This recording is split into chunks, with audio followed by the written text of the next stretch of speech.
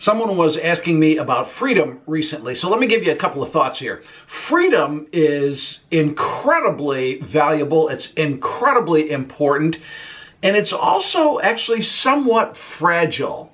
And what I mean is that when freedoms of any kind are lost, if they're taken away or lost, they're not easily regained.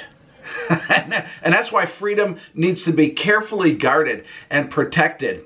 The First Amendment of the U.S. Constitution guarantees and protects, among other things, freedom of speech, religion, freedom of press, freedom of peaceful assembly. One of the interesting aspects of the protections provided by our Constitution, and more specifically the First Amendment, is that it is understood to be a protection from the government.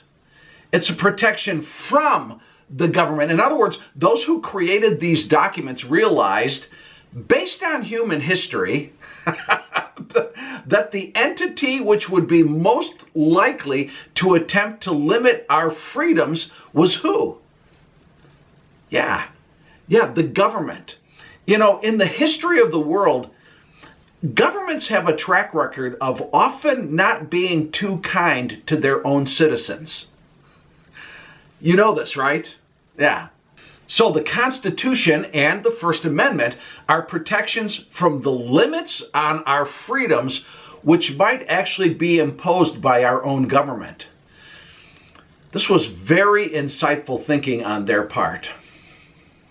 Now, for Christians, our freedom is ultimately found in Christ. In 2 Corinthians chapter 3, verse 17, it says this, "Now the Lord is the Spirit, and where the Spirit of the Lord is, there is freedom." Think of it like this. If God is the ruler of everything, and of course that means that he supersedes any worldly power or any worldly authority, and that's true, he is, and if he is the one who will rule for all of eternity, and he is, then freedom which is given by God in the long run is the only true and lasting freedom. And by the way, the freedoms that we have in our country are a tremendous blessing.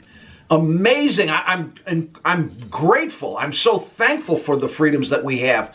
But I'll say it again. Freedom given by God, that's the only true and lasting freedom.